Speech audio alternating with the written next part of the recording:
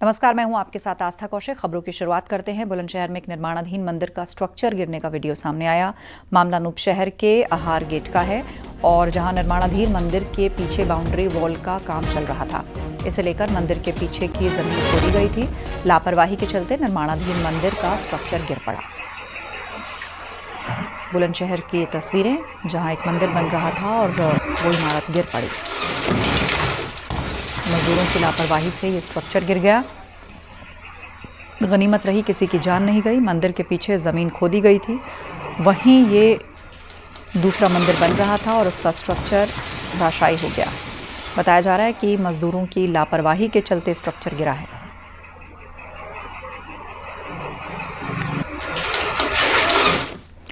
चित्रकूट में 3 दिन पहले हुई हत्या मामले में पुलिस ने नामजद 4 आरोपियों में से 3 को गिरफ्तार किया और एक आरोपी की तलाश अभी भी जारी है। मामला पीपरा रोड गांव का है। दबंगों ने लाठियों से हमला किया, जिसमें एक की मौत हो गई और 5 लोग घायल हो गए। इस मामले में घटना के तुरंत बाद पुलिस को जो तहरीर मिली उसमें 4 लोग नामजद थे। सबके खिलाफ हत्या का मुकदमा दर्ज किया गया। पंचायतनामा पोस्टमार्टम की कार्रवाई हुई। इसमें से अब तक कुल 3 गिरफ्तारियां हो चुकी हैं। 2 लोग माननीय न्यायालय के सामने प्रस्तुत होकर के जेल जा चुके हैं। एक अपराधी और गिरफ्तार है, जिसकी उम्र को लेकर के थोड़ा सा संशय है, जिसकी पड़ताल चल रही है। मुरादाबाद 20 मई से लापता छात्र की मौत का खुलासा हो गया है। शादीशुदा प्रेमी ने की थी छात्रा की हत्या। प्रेमी की पत्नी को अफेयर के बारे में पता चल गया था। साथियों के साथ मिलकर प्रेमी ने हत्या की। आरोपी की निशानदेही पर कंकाल बरामद हो गया है। गर्भवती होने पर अबॉर्शन भी कराया था। आरोपी प्रेमी केहर सिंह समेत 4 लोग गिरफ्तार हुए। तो केहर सिंह ने मृतका को अपने घर पे बुलाया एवं वहां पे उसकी तबीयत ज्यादा खराब होने के बाद में जब उसकी मृत्यु हो गई तो डर के मारे उन्होंने लोगों ने मिलके मृतका का जो शव है वो छजला थाना क्षेत्र के गांव में फेंक दिया था। जो अक्यूज है उनको गिरफ्तार कर लिया गया है। इसमें 4 अक्यूज हैं जिनको गिरफ्तार किया गया है। उनकी निशानदेही पे मृतका का जो कंकाल है वो बरामद कर लिया गया है एवं इसमें आगे हम विधिक कार्रवाई कर रहे हैं। जो मैंने थी उसका एजुकेशन प्रोफाइल क्या है? देखिए, ये केहर सिंह एवं जो मृतका है, दोनों ही बीटीसी एक ही कॉलेज में यहाँ पे कर रहे थे, जिससे उनकी जान पहचान हुई एवं उनके साथ में ये जो रिलेशनशिप था उनका वो आगे बढ़ा था। नोएडा से खबर, लापता नाबालिग का शव जेवर में मिला है। दयानतपुर नहर की पुलिया के पास मिला शव। मृतक की पहचान सुन्नी रावल के रूप में हुई। हत्या के बाद शव फेंकने की आशंका जताई जा रही है।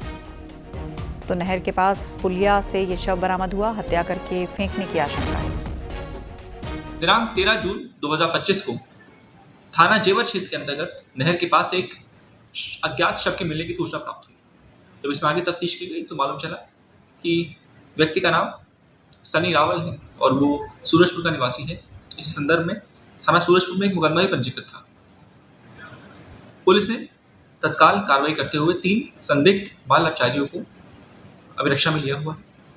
अन्य सभी बिंदुओं पर गहनता से जांच जारी है। शव को पोस्टमार्टम के लिए भेजा गया है। अन्य विधिक कार्रवाई प्रस्तुत है। अमेठी में सिर्फ मई महीने में 32 करोड़ रुपए की शराब बिक्री हुई। इससे आबकारी विभाग की आमदनी में बड़ा इजाफा हुआ है। शराब बेचने में अमेठी पूरे राज्य में 5वें नंबर पर, मंडल में पहले स्थान पर है। मई महीने में विभाग को 24.5 करोड़ का लक्ष्य मिला था। हालांकि टारगेट से ज्यादा शराब बिक्री हुई। राज्य सरकार ने मार्च महीने में आबकारी नीति में बदलाव करते हुए अंग्रेजी शराब और बियर की दुकानों को कंपोजिट स्वरूप में बदला था और इससे उपभोक्ताओं को एक ही दुकान पर बियर और शराब आसानी से उपलब्ध होने लगी। और बढ़ी हुई बिक्री के पीछे नीति में बदलाव और शादी का सीजन 2 मुख्य कारण माने जा रहे हैं।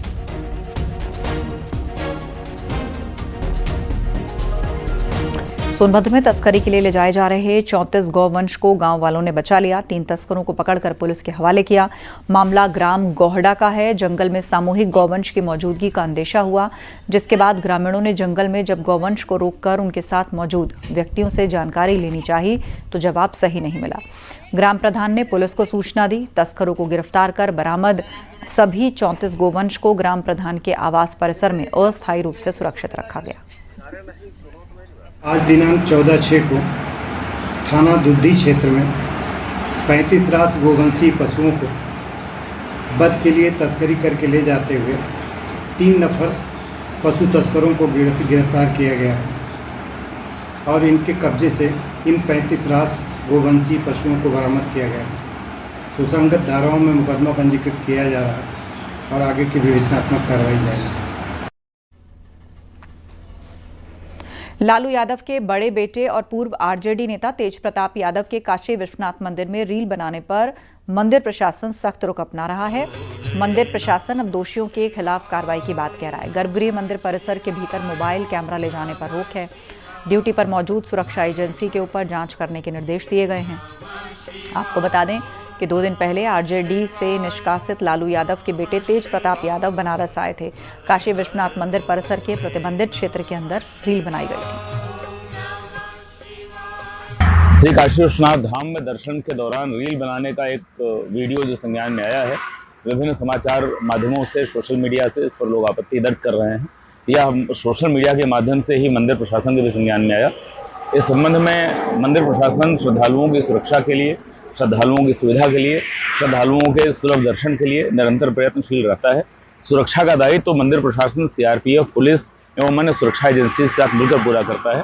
तो संबंधित एजेंसी से जो प्रभारी हैं मंदिर परिसर के लिए, जो लोग जिनका दायित्व होता है, उन्हें इस संबंध में उनसे निवेदन किया गया है, उनको एक अनुरोध पत्र प्रेषित किया गया है कि जांच कर लें, उत्तरदायी व्यक्तियों को चिन्हित कर लें। यूपी पुलिस की सिपाही भर्ती परीक्षा में सफल हुए 60,244 अभ्यर्थियों को 15 जून को नियुक्ति पत्र मिलने जा रहा है। डीजीपी मुख्यालय की ओर से बताया गया है कि 15 जून को केंद्रीय गृह मंत्री अमित शाह नवनियुक्त कांस्टेबल्स को नियुक्ति पत्र सौंपेंगे।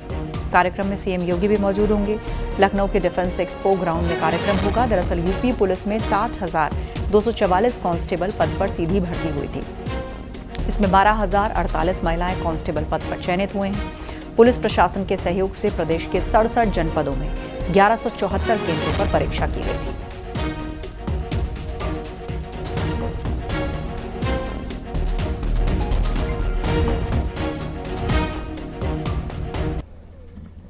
यहाँ पर जो 60,244 कांस्टेबल भर्ती हुए हैं यूपी पुलिस में और यूपी पुलिस का एक अभिन्न अंग बनने जा रहे हैं, उनका नियुक्ति पत्र का वितरण समारोह है, जिसमें माननीय गृह मंत्री, सहकारिता मंत्री भारत सरकार श्री अमित शाह उसमें मुख्य अतिथि हैं।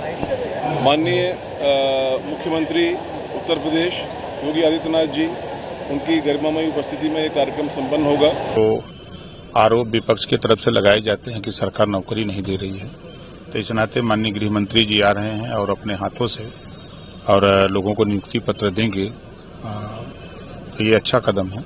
मिशन रोजगार के तहत उत्तर प्रदेश में लगातार अलग अलग विभागों में रोजगार दिए जा रहे हैं और उसी क्रम में उत्तर प्रदेश पुलिस में भर्ती प्रक्रिया शुरू की गई और उसमें जो सफल अभ्यर्थी 60,244 सफल अभ्यर्थियों को कल केंद्रीय गृह मंत्री अमित शाह नियुक्ति पत्र देंगे। ये कार्यक्रम स्थल पर हम मौजूद हैं और यहाँ की तस्वीरें आप देख सकते हैं कि किस तरीके से यहाँ पर ये मंच सजा हुआ है और यहाँ पुलिस विभाग के तमाम अफसर मौजूद हैं, खुद डीजीपी मौजूद हैं और तमाम बड़े अफसर पुलिस विभाग के इस मंच पर मौजूद हैं। कल यहीं पर केंद्रीय गृह मंत्री अमित शाह मौजूद रहेंगे और पुलिस भर्ती के जो सफल अभ्यर्थी हैं उनको नियुक्ति पत्र देंगे। उत्तर प्रदेश में ये बड़ा कार्यक्रम है, नियुक्ति पत्र समारोह है। 60,244 पुलिस अभ्यर्थियों को नियुक्ति पत्र वितरण कार्यक्रम रखा गया है। तस्वीरें आप देख सकते हैं मंच की कि तमाम जो पुलिस विभाग के बड़े अफसर हैं वो इस मंच पर मौजूद हैं। लखनऊ में आयोजित नियुक्ति पत्र कार्यक्रम में शामिल होने के लिए हर जिले से चयनित अभ्यर्थी लखनऊ के लिए रवाना हो गए हैं। आपको 3 तस्वीरें दिखा रहे हैं।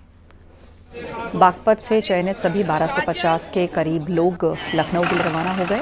एसपी बागपत, एडिशनल एसपी ने मीटिंग करके जो सेलेक्टेड अभ्यर्थी हैं कार्यक्रम की गाइडलाइंस उनको समझाई हैं और उसके बाद उनके बसों को हरी झंडी दिखाकर लखनऊ के लिए रवाना किया। तो वहीं सहारनपुर में 1257 चयनित सिपाही लखनऊ रवाना हुए। बलिया पुलिस लाइन से 1087 सिपाही नियुक्ति पत्र लेने के लिए लखनऊ रवाना हो गए। कन्नौज के पाल चौराहे का नाम बदलकर अहिल्याबाई होलकर चौराहा करने का फैसला सरकार की तरफ से लिया गया है। और इसी के बीच आज अखिलेश यादव कन्नौज के दौरे पर थे और इस दौरान अखिलेश यादव ने कहा कि जब उनकी सरकार आएगी तो उसी चौराहे पर अहिल्याबाई होलकर और सम्राट हर्षवर्धन की सोने की प्रतिमा लगवाएंगे। सड़क बन गई, अब वो चौराहे जब अहिल्याबाई होलकर जी के नाम से हो रहा है तो समाजवादी लोग उसमें सोने की प्रतिमा लगवाएंगे। और न केवल अहिल्याबाई होलकर जी की प्रतिमा लगेगी, बल्कि कन्नौज का जिससे इतिहास है सम्राट हर्षवर्धन, उनकी भी प्रतिमा सोने की लगाई जाएगी कन्नौज में। बीजेपी नेता बृजभूषण शरण सिंह ने जातीय जनगणना को लेकर बड़ा बयान दिया और कहा कि जातिगत जनगणना विपक्ष की मांग थी, जिसे सरकार ने स्वीकार किया, लेकिन इसमें तरह तरह के चैलेंज सामने आएंगे। बृजभूषण ने कुर्मी समाज का उदाहरण देते हुए बताया कि किसी राज्य में कुर्मी ओबीसी में आते हैं तो कहीं जनरल कैटेगरी में। कई जगहों पर कुर्मी समाज के लोग खुद को अति पिछड़े में भी जोड़ने की मांग करते हैं। ऐसे में जातिगत जनगणना बेहद चैलेंजिंग होगी। जनगणना शुरू हुई है, इसमें नए नए विवाद पैदा होंगे। अब जैसे एक विवाद ये पैदा होगा कि जैसे हमारे उत्तर प्रदेश के अंदर कुर्मी समाज है, बहुत बड़ी संख्या में, और खेती से अपना संबंध रखते हैं, तो उत्तर प्रदेश के अंदर ये पिछड़ी में आते हैं और गुजरात के अंदर ये अगड़ी में आते हैं, और उड़ीसा और बंगाल में ये समाज मांग कर रहा है कि हमें SC ST कैटेगरी में डाला जाए। तो अब एक विवाद हो गया, दो प्रांत के लोग SC ST चाहते हैं, एक प्रांत के लोग अगड़ी में हैं, एक प्रांत के लोग पिछड़ी में हैं, या और प्रांतों में पिछड़ी में। तो ये नए नए चैलेंज समाज के सामने और सरकार के सामने आने वाले हैं। 2027 के चुनाव को लेकर कांग्रेस ने तैयारी शुरू कर दी है। इस कड़ी में यूपी में संगठन सृजन अभियान का आयोजन करने जा रही है और इसके लिए 5 दिवसीय समीक्षा बैठक आज से शुरू हो गई है। ये 5 दिनों तक चलेगी। इस समीक्षा बैठक की अध्यक्षता कांग्रेस यूपी प्रभारी अविनाश पांडे कर रहे हैं। यूपी के सभी जिला शहर अध्यक्ष के साथ कोऑर्डिनेटर के साथ ये बैठक होगी और आज कांग्रेस के पश्चिमी जोन से जुड़े जिलों की भी समीक्षा की गई। देखिए, कांग्रेस पार्टी पूरे प्रदेश में संगठन सृजन का कार्यक्रम कर रही है और हम लोगों ने अलग अलग जोन निर्धारित किए।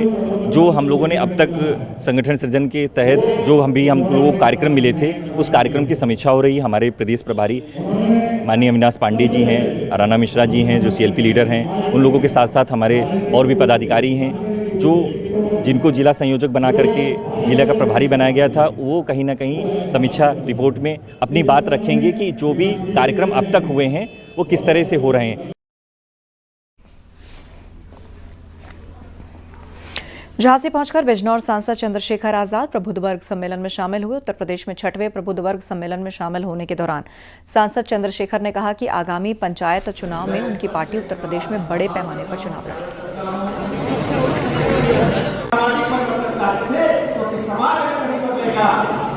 2027 की तैयारियां हम लोगों ने शुरू कर दी है। त्रिस्तरीय पंचायत चुनाव में आजाद समाज पार्टी अपने मजबूती से लड़ेगी और ग्रामीण क्षेत्रों तक उनके मुद्दे को जानने के लिए और अपना नेतृत्व निर्माण के लिए, भाईचारा निर्माण के लिए कमजोर वर्गों में SC ST OBC और माइनॉरिटी के लोगों में भाईचारा निर्माण के लिए हमारी बूथ कमेटियां, सेक्टर कमेटियां, विधानसभा कमेटियां, भाईचारा कमेटियां लगातार संघर्ष कर रही हैं। मंत्री सुरेश कुमार खन्ना ने लखनऊ के अमीनाबाद इलाके का दौरा किया। इस दौरान कहा कि अमीनाबाद में लोगों ने बड़े पैमाने पर अतिक्रमण कर रखा है, रोड को कब्जा करके कूड़ा घर बना रखा है। मैंने निर्देश दिए हैं कि 15 दिन में पूरी तरह से सफाई होनी चाहिए। देखिए, आज 4-5 वार्डों का दौरा हमारा था। इसमें सबसे पहला दौरा जो था वो अमीनाबाद में जो घंटाघर वाला पार्क बोला जाता है, वो लक्ष्मीबाई वार्ड का, इसमें सबसे पहला बार हम गए और ख़ास तौर से वहाँ पर लोगों ने अतिक्रमण भी बहुत बड़े पैमाने पर कर रखा है और कूड़ा का तो एक तरीके से डंपिंग ग्राउंड बन गया वो। और लखनऊ से बड़ी खबर है। एसोसिएट प्रोफेसर रविकांत चंदन की मुश्किलें बढ़ेंगी। आरएसएस पर टिप्पणी मामले में थाने में तहरीर दी गई है। पूर्व छात्र कार्तिक पांडे ने हसनगंज थाने में तहरीर दी है। आपको बता दें, लखनऊ यूनिवर्सिटी के हिंदी विभाग के एसोसिएट प्रोफेसर रविकांत चंदन ने सोशल मीडिया पर पोस्ट लिखते हुए राष्ट्रीय स्वयंसेवक संघ को पतियों की हत्या का जिम्मेदार ठहराया। और पोस्ट में उन्होंने लिखा कि मुस्कान और सोनम रघुवंशी जैसी महिलाएं संघी विचार की उपज हैं। कि जिस विषय पे उन्होंने आरएसएस को दोषी करार सिद्ध किया है अपने पोस्ट में, तो मेरा ये कहना है कि आरएसएस एक विचारधारा है, आरएसएस एक सोच है। राष्ट्रीय स्वयंसेवक संघ देश की बात करता है, राष्ट्र की बात करता है, सनातन धर्म की बात करता है और हमेशा से आरएसएस समता, समानता, समरसता की बात करते हुए आया है, आज से नहीं अनादिकाल से। तो जो इनका कहना है कि आरएसएस दोषी है, तो इसके खिलाफ हमने एफआईआर दर्ज करने के लिए तहरीर दे रखी थी हसनगंज थाने में। संभवतः आज या कल में एफआईआर दर्ज हो भी जाएगी। वहीं एसोसिएट प्रोफेसर रविकांत चंदन के पोस्ट पर बीजेपी और समाजवादी पार्टी की प्रतिक्रिया सामने आई। दोनों पार्टियों के प्रवक्ताओं ने क्या कहा, आपको सुनवाते हैं। रविकांत चंदन जैसे लोग वामपंथी विचारधारा का प्रतिनिधित्व करते हैं, जो चीन और पाकिस्तान से प्रभावित है, तमाम विदेशी विचारधारा से प्रभावित है, जो भारत की संस्कृति सभ्यता को विनष्ट करना चाहता है। और सबको ये पता है कि भारत की संस्कृति सभ्यता के विनष्ट करने वालों के खिलाफ आरएसएस है।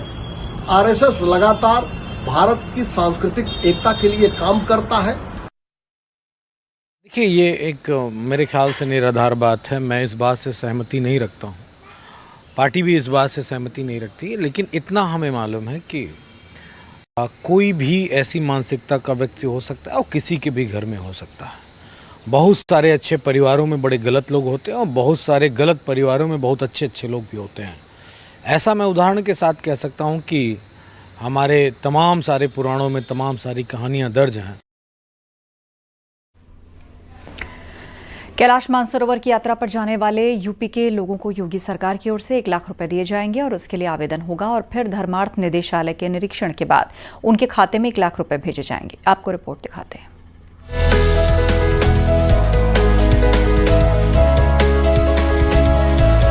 योगी सरकार ने शिव भक्तों को बड़ा तोहफा दिया है। इसके तहत कैलाश मानसरोवर की यात्रा पर जाने वाले श्रद्धालुओं को योगी सरकार 1 लाख रुपए देगी। ये फैसला कैलाश मानसरोवर यात्रा के आर्थिक सहयोग के लिए लिया गया है।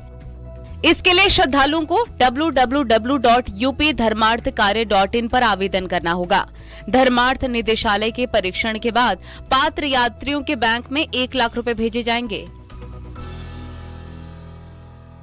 मुख्यमंत्री योगी आदित्यनाथ जी महाराज जी गोरक्ष पीठाधीश्वर ने बहुत सुंदर निर्णय लिया है और ये सनातन और संस्कृति, सनातन धर्म को बढ़ावा देने का एक अच्छी पहल और अच्छा कदम होगा। क्योंकि पिछली सरकारों ने जो हज करने के लिए मुस्लिम लोग जाते थे, उन पर सारा पैसा लुटाती थी, मुसलमानों को देती थी। हिंदुओं के लिए कोई अनुदान नहीं था, चाहे वो कहीं भी जाएं, मानसरोवर जाएं, कैलाश जाएं या किसी भी तीर्थ स्थल पे जाएं, उनके लिए कोई सुविधाएं नहीं थी।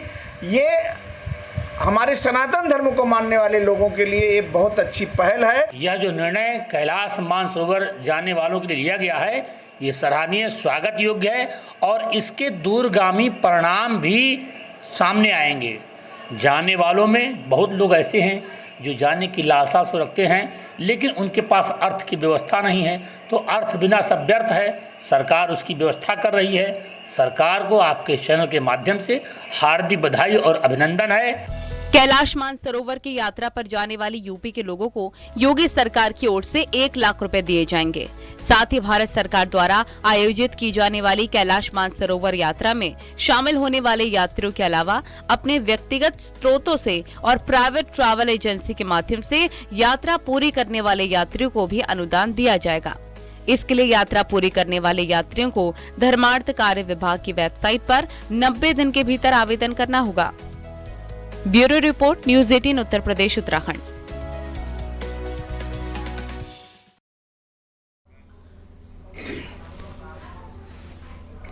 सहारनपुर के कोट रोड पर बीती रात 3 युवकों ने एक बाइक पर सवार होकर उत्पात मचाया। नशे में धुत होकर ये तेज रफ्तार में बाइक चला रहे थे।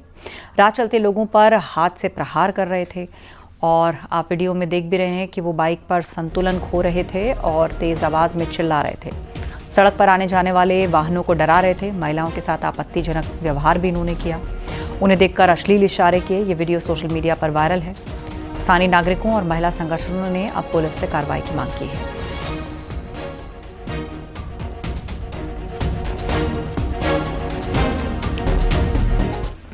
बागपत के बूढ़पुर गांव में गंदे नाले के पानी से गांव में संक्रमण फैल रहा है। इसकी वजह से पिछले 2 महीनों में 12 से ज़्यादा लोगों की मौत हो जाने से हड़कंप मचा है। Heart attack, cancer, kidney failure समेत कई संक्रमित बीमारियों से 12 मौत होने की बात कही जा रही है। ग्रामीणों का आरोप है कि गाँव के पास से गुजर रहे गंदे नाले से गाँव में संक्रमण फैल रहा है। गंदे नाले में रमाला चीनी मिल का केमिकल युक्त वेस्टेज और कॉलोनी का गंदा वेस्ट आता है। इससे गाँव में तरह तरह की बीमारियों से लोग ग्रसित हैं। स्वास्थ्य विभाग को जब मामले की जानकारी लगी तो हड़कंप मच गया। आनन फानन में सीएमओ के निर्देश, बड़ौद सीएचसी प्रभारी ने गांव में कैंप लगाया। सीएचसी प्रभारी विजय का कहना है कि अलग अलग बीमारियों से गांव में 9 के मौत की पुष्टि हुई है, जबकि ग्रामीण 12 मौत की पुष्टि की बात कर रहे हैं। फिलहाल गांव में कैंप लगाकर जांच पड़ताल में स्वास्थ्य विभाग जुटा है। स्रोत थे, चश्मे निकलते थे और ये तितरवाड़े से आता था। उसका कांदला ड्रेनेज इसका नाम था। अब जब से 79 से 80 से जो है हमारे शुगर फैक्ट्री लगी है, रमाला मिल, सहकारी चीनी मिल रमाला, इसका गंदा पानी जो है इसका जितना आता है इस खाड़े में डिस्चार्ज होता है। और इससे पहले जो है इसमें लोग नहाते भी थे और पाली जो है जो पशुओं को, जैसा आप सभी ने पढ़ा है पेपर में कि 12 लोगों की खबर आई थी, लेकिन हम लोगों के द्वारा टीम द्वारा एक सर्वे कराया गया था जिसमें केवल 9 लोगों की डेथ सामने आई है। जो पूरी टीम जो है घर घर जाकर लोगों से पता करके और सारी चीज़ें उनके किस कारण डेथ हुई है उसका भी हमने पता लगाया है। तो उसमें ऐसा कोई भी हमें नहीं मिला है कि कोई अचानक से या कोई महामारी जैसी कोई चीज़ हमें सामने नहीं आई है। किसी को पुराना मतलब हार्ट की बीमारी पुरानी है, कोई पुराने जैसे किसी को पैरालिसिस हो रखा था या किसी को कोई पहले कैंसर रोगी हैं। और वक्त एक ब्रेक का है, जल्द लौटेंगे।